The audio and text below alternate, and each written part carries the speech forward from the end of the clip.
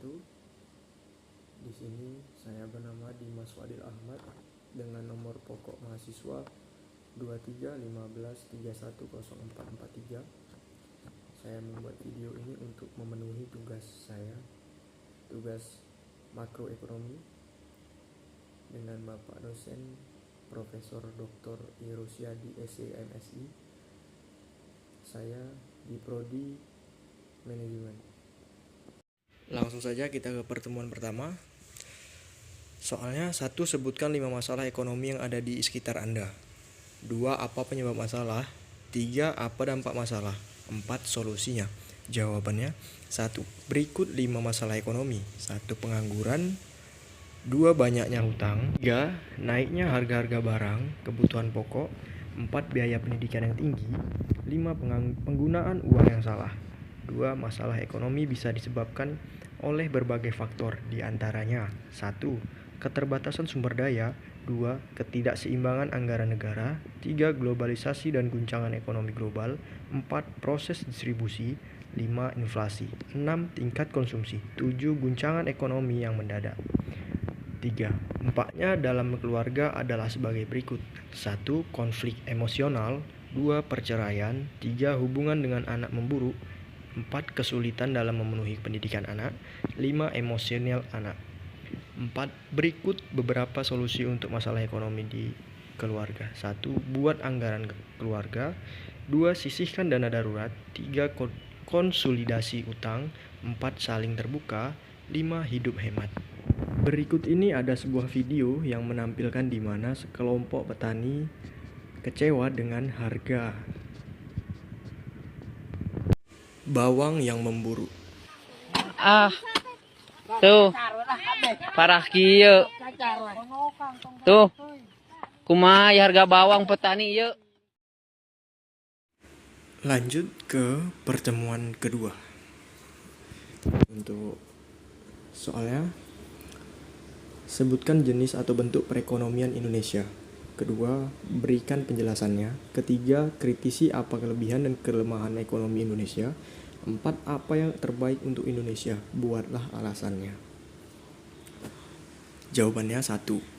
Jenis atau bentuk perekonomian Indonesia yang dianut negara Indonesia adalah perekonomian Pancasila.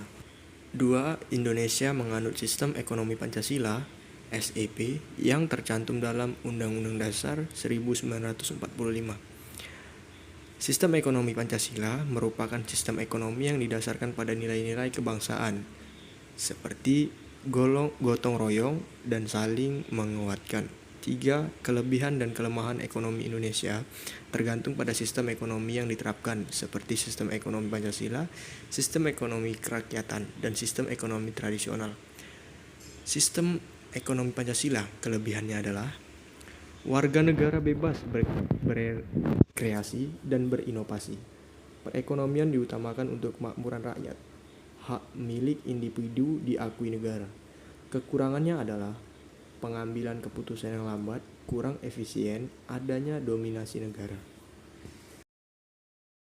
4. Apa yang harusnya dilakukan oleh negara Indonesia untuk supaya ekonominya menjadi baik adalah 1. Pembangunan berkelanjutan, fokus pada kegiatan ekonomi, menguntungkan konsumen dan produsen tetapi tidak merusak lingkungan. 2. Penguatan struktur ekonomi nasional, bangun infrastruktur, dorong investasi, dan perkuat industri pengolahan yang berbasis ekspor. Perkuat UMKM, pemerintah dapat memberikan insentif pajak, subsidi bunga kredit, dan penjaminan modal kerja. Kurangi impor bahan baku dan barang modal secara signifikan untuk meningkatkan industri dalam negeri. Peraturan tata ruang yang efektif. Peruntukan lahan harus jelas dan tepat, serta bangun infrastruktur seperti air bersih, listrik, taman, dan parkir. Pembangunan fisik dan lokalitas. Ciptakan identitas daerah, tingkatkan kualitas hidup masyarakat, dan tingkat daya tarik pusat kota. Pembangunan regional yang merata, alokasikan sumber daya dan investasi secara adil, serta bangun infrastruktur yang mendukung pertumbuhan ekonomi di daerah-daerah yang tertinggal. Lanjut ke pertemuan ketiga. Soalnya 1. Amati permintaan terhadap suara barang di pasar pajak di dekat rumah Anda. 2. Buatlah grafik permintaannya. Untuk jawabannya, yang pertama, bertambahnya jumlah penduduk membuat permintaan dan harga beras semakin meninggi. Sebab beras adalah barang pokok yang harus selalu ada di rumah. Di bawah ini adalah grafik permintaan beras di Indonesia dari tahun 1970 sampai 2002. Bisa kita lihat di mana permintaannya itu sangat meningkat dari tahun 1970 sampai tahun 2002. Mari kita sama-sama menyaksikan video singkat tentang grafik permintaan harga beras itu kembali turun ya. Jadi yang dimana naik-naik di sini turun lagi, nanti naik lagi. Itu siklusnya gitu ya. Ini harga beras di pasar internasional. Jadi kita ambil contoh kasus di pelajaran mikroekonomi adalah harga beras. Jadi demand dan supply. Demand permintaan, supply penawaran gitu ya. Lanjut ke pertemuan 4. Soalnya 1. Amati produk yang ada di pasar dekat rumah Anda. 2. Buatlah elastisitas permintaannya. Jawabannya yang pertama, pada saat ini permintaan beras semakin meningkat dikarenakan pertumbuhan penduduk yang semakin banyak. Elastisitas permintaan beras diketahui P1 sama dengan Rp13.000, P2 Rp 10.000, Q1 sama dengan 3.000, Q2 sama dengan 3.900. Untuk rumus yang dipakai, E sama dengan Q1 dikurang Q2 dikali P1 per P1 dikurang P2 dikali Q1. Dan hasil yang kita dapat adalah min 1/3 dari rumus tadi itu. Dan mari kita sama-sama lihat penjelasan tentang elastisitas permintaan. Menghitung elastisitas permintaan pada saat harga beras 10.000, jumlah beras yang diminta 10 kg. Harga beras naik menjadi 15.000, jumlah beras yang diminta turun menjadi 8 kg. Tentukan koefisien elastisitas permintaan dan juga sifat elastisitasnya. Maka diketahui di sini adalah harga simbolnya P ya, jadi P1-nya 10.000, Q1-nya adalah 10. P2-nya 15.000, Q2-nya adalah 8. Koefisien elastisitas dirumuskan adalah E sama dengan P1 per Q1 dikali delta Q per delta P. P1 adalah 10.000, Q1-nya 10, delta Q adalah selisihnya Q, 8 min 10 min 2, delta P adalah 15.000 min 10.000 yaitu 5.000. Sehingga nanti dicoret ya karena ada yang sama, sehingga E-nya adalah min 2/5 alias min 0,4. Koefisien elastisitasnya dijadikan positif 0,4. Sifat elastisitas permintaannya adalah karena 0,4, E-nya kurang dari 1. Masuk kategori permintaan yang bersifat inelastis. Lanjut ke pertemuan ke-6. Untuk soalnya, tentukan elastisitas permintaan dan penawaran pada tabel berikut. Perhatikan tabelnya. Untuk jawaban, elastisnya pada harga 2.000 ke 4.000. Jadi sebelumnya diketahui ED adalah elastisitas permintaan, P harga awal, Q jumlah permintaan awal, P1 sama dengan harga yang baru, Q1 sama dengan jumlah permintaan yang baru. Dan rumus yang akan kita gunakan adalah elastisitas permintaan sama dengan jumlah permintaan yang baru dikurang jumlah permintaan awal per jumlah permintaan awal ditambah jumlah permintaan yang baru per harga yang baru dikurang harga awal per P di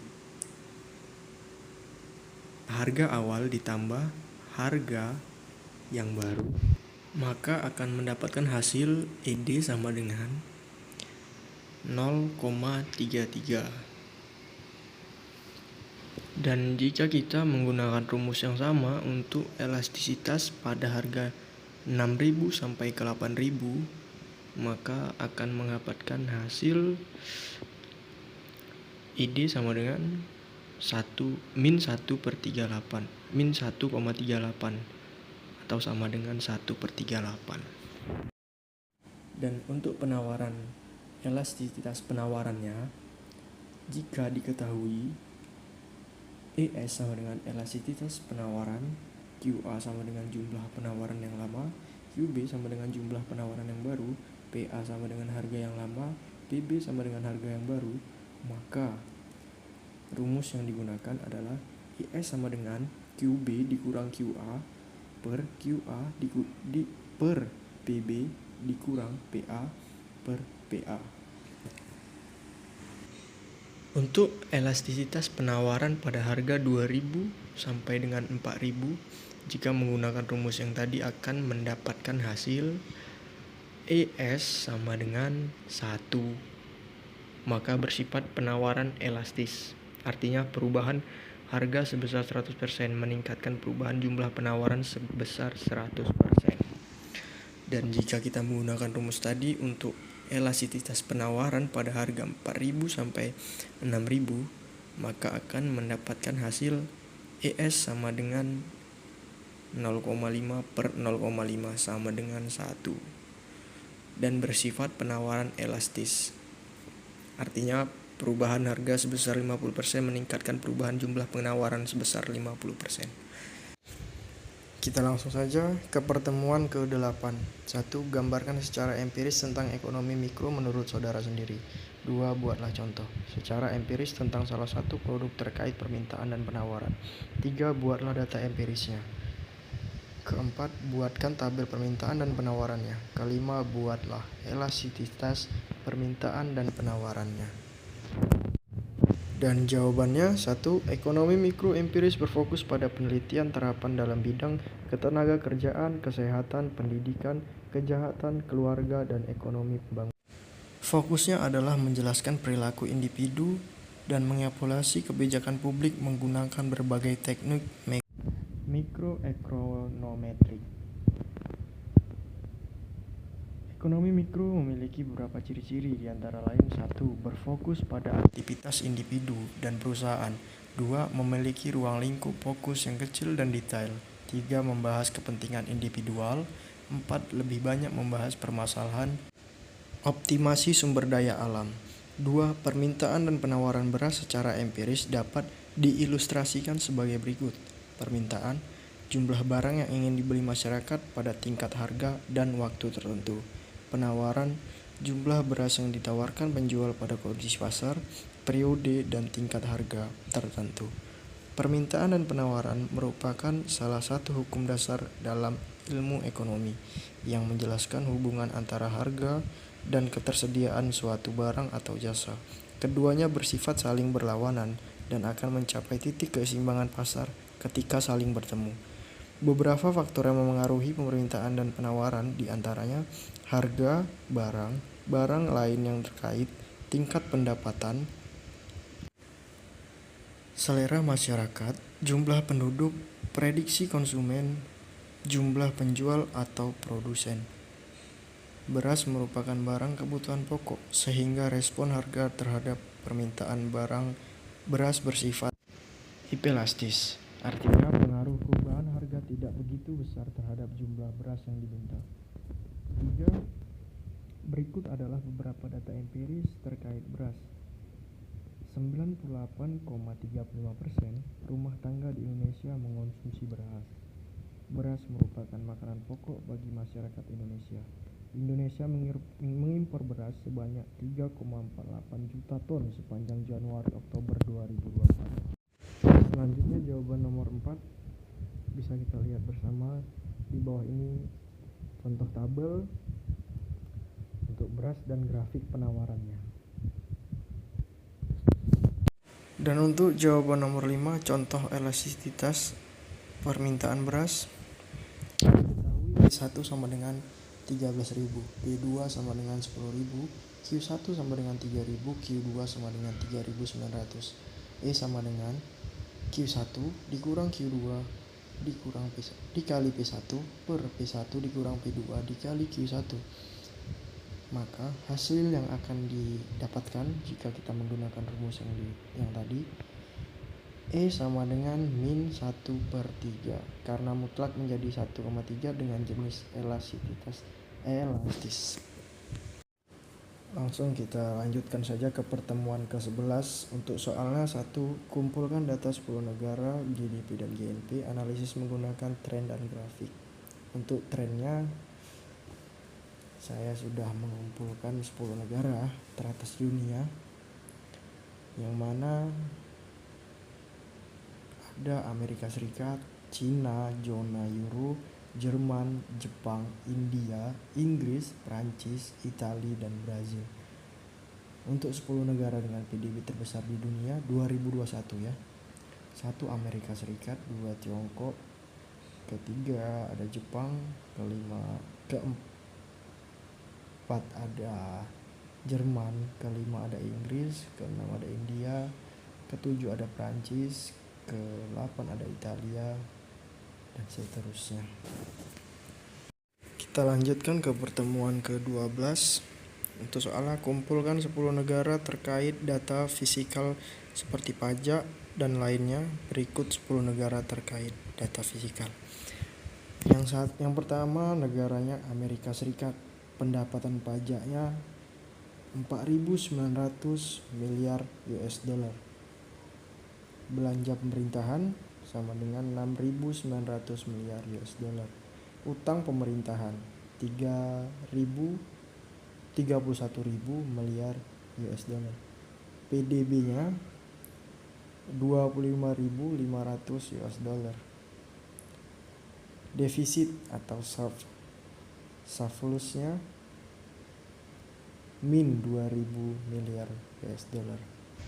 Untuk negara selanjutnya ada negara Jerman dengan pendapatan pajaknya 1.500 US dollar, belanja pemerintahannya 2.000 miliar US dollar, utang pemerintahannya ada 3.000 miliar US dollar, PDB-nya 4.000 miliar US dollar, defisit surplus fiskalnya min 500 US dollar.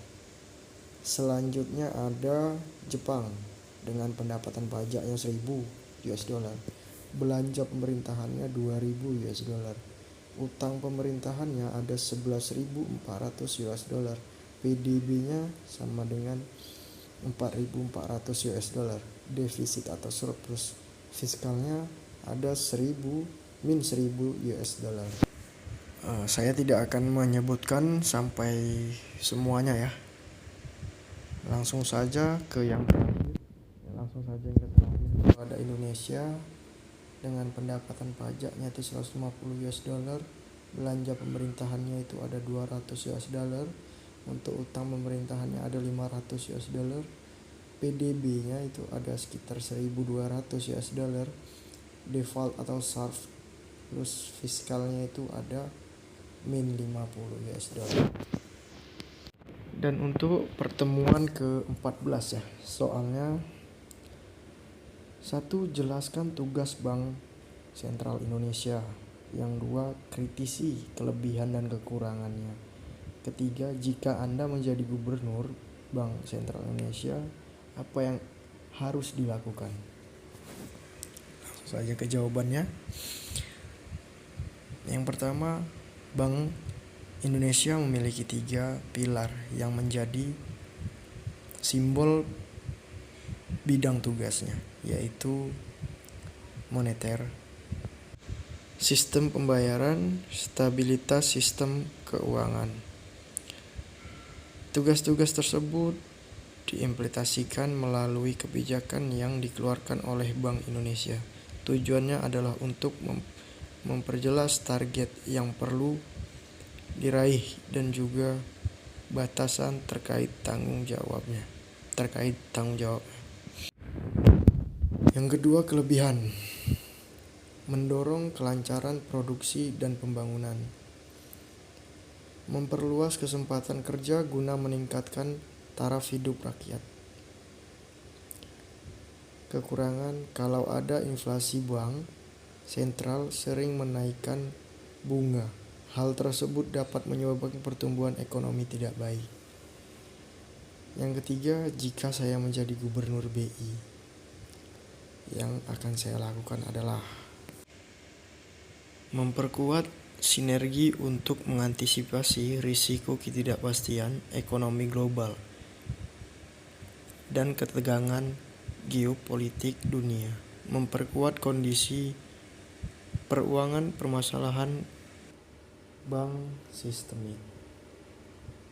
Terima kasih untuk Bapak dosen dan mohon maaf jika banyak kurangnya, Pak. Assalamualaikum warahmatullahi wabarakatuh.